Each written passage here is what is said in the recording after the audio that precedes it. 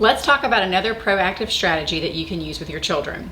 I want us to focus on speaking in positives. Now, a lot of people don't have a clue what I'm saying when I say, hey, I want you to speak in positives. Speaking in positives means we are going to phrase things so that we are telling our kids what to do rather than what not to do. This doesn't mean that we're going to say yes to everything that our kids ask us to do. We're not going to give them everything they ask for. We're really focusing on the language that we use when we are correcting our children. There are several things that happen when I'm telling my kids no, stop, don't, or quit all the time. For some kids, no kind of serves as a trigger.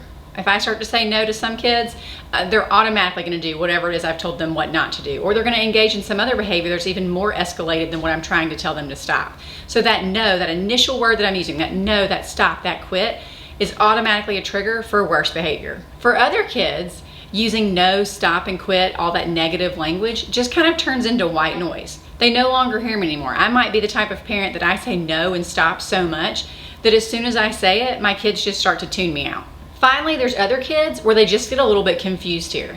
They might not know what it is that they should be doing instead. So you've told them what not to do, but in their mind, they're not really sure what they should be doing at that time. So we've got negative language that can be a trigger. We've got negative language that can be white noise, and we have negative language that can just cause confusion. Again, all things that we don't want to see. Whereas when we use positive language, we are telling our kids what to do. So we're eliminating a lot of those things. Speaking in positives is one of the simplest strategies that I can tell you to use in your home. It doesn't require any prep. It doesn't require any materials. It doesn't require a lot of time to sit down and teach to your child, but it is one of the hardest strategies for you to use. You really have to retrain your brain. We are so programmed as parents to tell our kids, no, stop. This happens at a very young age, right? Like I've got a baby that's crawling around the house and they're getting into something they're not supposed to. Stop, don't, no. It's one of the first things we teach our little kids is no, no, no. So it really is very hard for a parent to go back and retrain their brain of how do I use positive language? How do I phrase my correction in a positive manner so that I'm telling my kids what to do rather than what not to do? Let's look at a quick example. I'm going to use an example from my house this morning, actually when we were at church. So we're sitting in church this morning.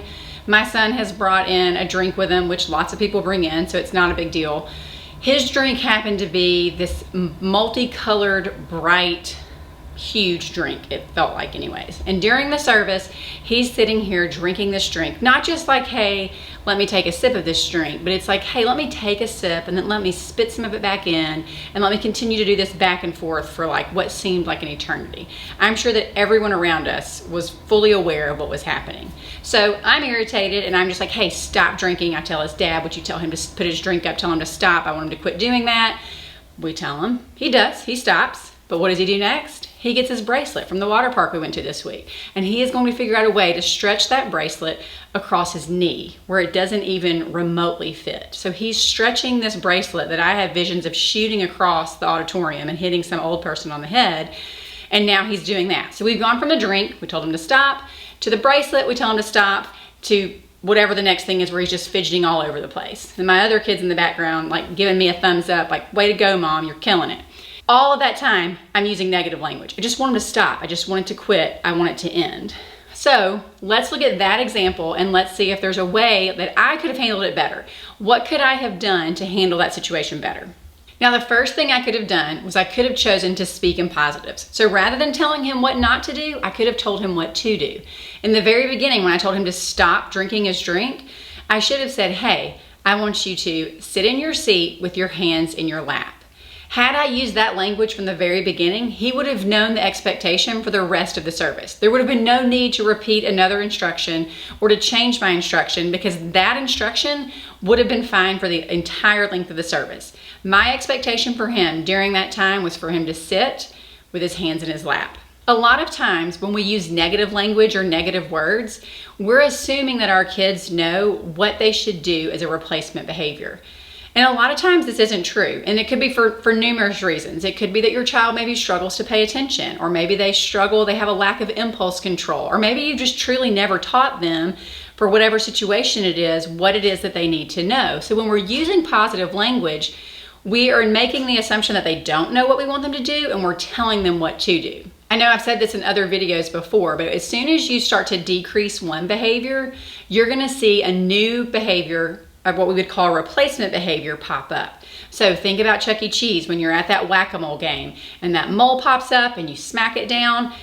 You're looking at the board, all of a sudden another one pops up, you don't know where it is or what it is, and you have to smack that down. Behavior is the same way.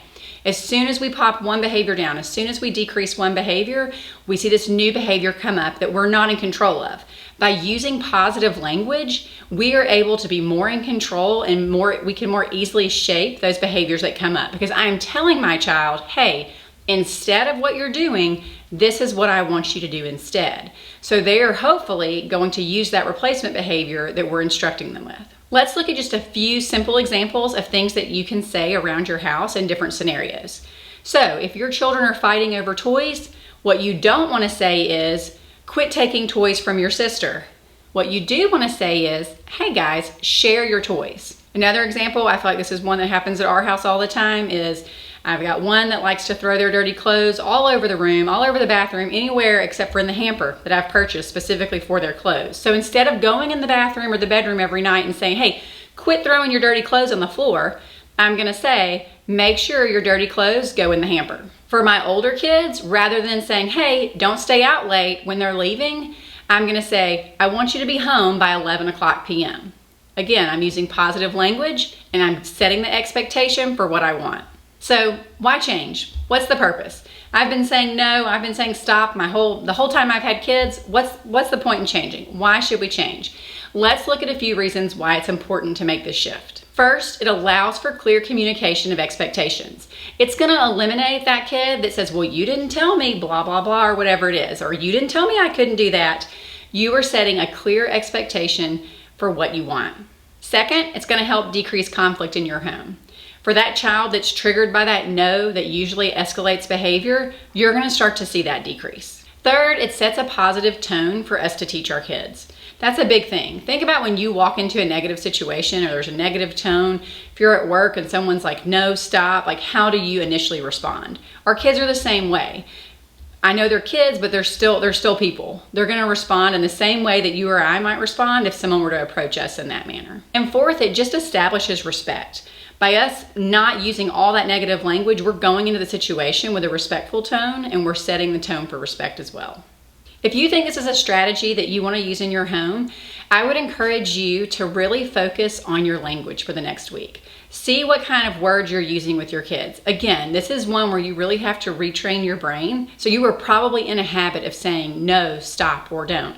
So look for opportunities that you can shift your language from negative to positive to tell your kids what you want them to do rather than what you don't want them to do. If you found this video helpful, please like this video and subscribe to my YouTube channel so that you can stay up to date on when new content is posted. You can also search Facebook for Parenting with Less Stress and join my group where I post content on how to make your parenting less stressful by using proactive strategies in your home.